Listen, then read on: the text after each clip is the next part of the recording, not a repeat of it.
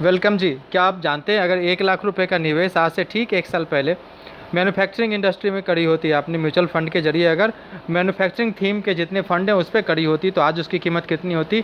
जी हाँ, सही सुना आपने, 1,45,000 हुआ होता। यानी आज से 1 साल पहले अगर आपने 1 लाख रुपए किसी मैन्युफैक्चरिंग थीम के फंड में अगर निवेश किया होता तो आज उसकी कीमत 1,45,000 होती, यानी कि 45% एक्स्ट्रा रिटर्न आपको मिलता। जबकि आप अगर बीएसई सेंसेक्स की बात करेंगे तो बीएसई सेंसेक्स ने भी इस कदर रिटर्न नहीं बना के दिया है। जी, बीएसई सेंसेक्स ने पिछले 1 साल की बात करें तो उन्होंने 22.62% का रिटर्न दिया है, यानी कि बीएसई सेंसेक्स से 2x रिटर्न बुक करके दिया है मैन्युफैक्चरिंग थीम पे जो फंड आए वो। तो अगर आप चूक गए वो मौका, तो अब आपके लिए एक विशेष मौका फिर से आ गया है, और वो है न्यू फंड ऑफर आ गया है मोतीलाल ओसवाल का। जी, मोतीलाल ओसवाल का मैन्युफैक्चरिंग फंड सर आपके लिए आ गया है, जिसका पूरा नाम है Motilal Oswal manufacturing fund NFO, जो कि लॉन्च हो चुका है 19 तारीख को, और ये 2 अगस्त तक ओपन रहेगा, फिर बाद में रीपर्चेज के लिए खुलेगा। तो अभी आपके लिए कमाई का मौका है, खुल गया नया फंड। मिनिमम 500 रुपये से SIP कर सकते हैं और लंपसम भी कर सकते हैं। और अगर फ्यूचर की बात करें कि इंडस्ट्री का फ्यूचर कैसा रहेगा, क्योंकि पास्ट में मैंने आपको बताया कि 1 साल पहले जो NFO आया उसमें 1 लाख का निवेश, आज के डेट में 1,45,40, लगभग 1.5 गुना मात्र 1 साल में फंड एप्रिसिएट होके हो चुका है।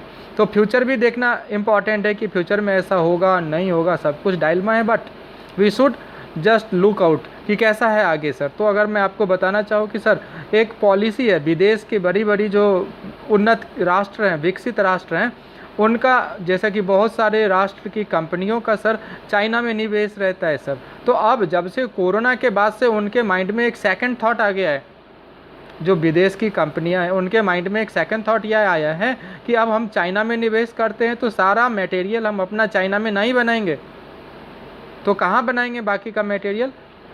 अपने देश हिंदुस्तान में। यानी चाइना +1 पॉलिसी आई है। इससे भारत के लिए एक नया अवसर क्रिएट होता है मैन्युफैक्चरिंग इंडस्ट्री के लिए, जो कि $300 बिलियन प्लस को जूम कर रहा है सर।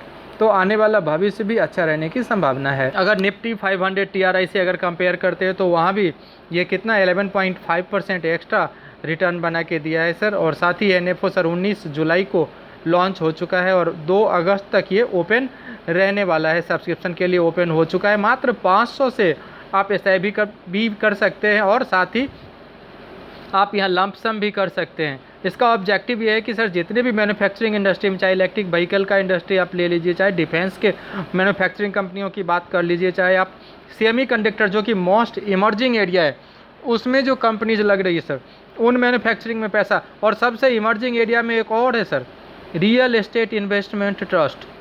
प्रॉपर्टी की दुनिया में निवेश करने का एक नया नवेला इलाका आ गया है सर खुल के, जिसे कहते हैं NVIT या REIT, जिसे हम कहते हैं रियल एस्टेट इन्वेस्टमेंट ट्रस्ट। तो वहाँ भी यहाँ आपका पैसा लगेगा। इस स्कीम को Nifty India manufacturing total return index के मुकाबले बेंचमार्क इसका निफ्टी TRI 500 रहने वाला है सर। इस स्कीम का प्रबंधन मिस्टर अजय खांडेलवाल, निकेत शाह, संतोष अतुल और राकेश सेठी सर करेंगे। यह स्कीम ग्रोथ और IDCW का मतलब इंटरेस्ट डिविडेंड कम विड्रॉल, इनकम डिस्ट्रीब्यूशन कम कैपिटल विड्रॉल ऑप्शन के साथ रेगुलर और डायरेक्ट दोनों तरह की स्कीम उपलब्ध रहेगी। आवंटन की तारीख से 3 महीने पहले या उससे पहले अगर आप एग्जिट होते हैं सर तो आपको 1% का एग्जिट लोड देना होगा और उसके बाद आपको ये नहीं देना पड़ेगा। सर TER की बात करें तो TER का मतलब होता है टोटल एक्सपेंस रेशियो। इस पर टोटल एक्सपेंस रेशियो मात्र 2.25% तक ही रहेगा, उससे ज़्यादा नहीं रहेगा सर, क्योंकि ये आपके रिटर्न को इम्पैक्ट करता है।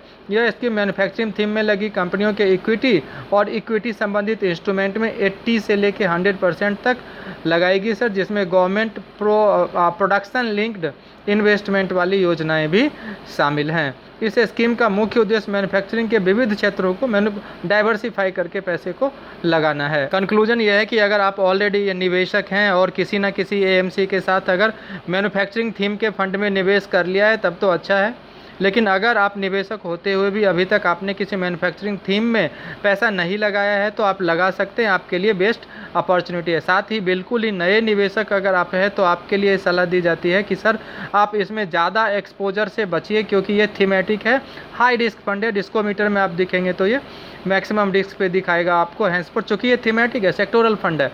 तो अगर आप नए निवेशक हैं तो छोटा निवेश आप कर सकते हैं, और कुशन के लिए आप लार्ज कैप मिड कैप में भी निवेश चाहे आप किसी न किसी एएमसी में ज़रूर करिए, क्योंकि म्यूचुअल फंड में निवेश बाजार जोखिमों के अधीन होता है। तो इसलिए एसआईडी को भी पढ़िए, एसआई को भी पढ़िए, और लॉन्ग टर्म होराइजन के साथ निवेश आप करिए।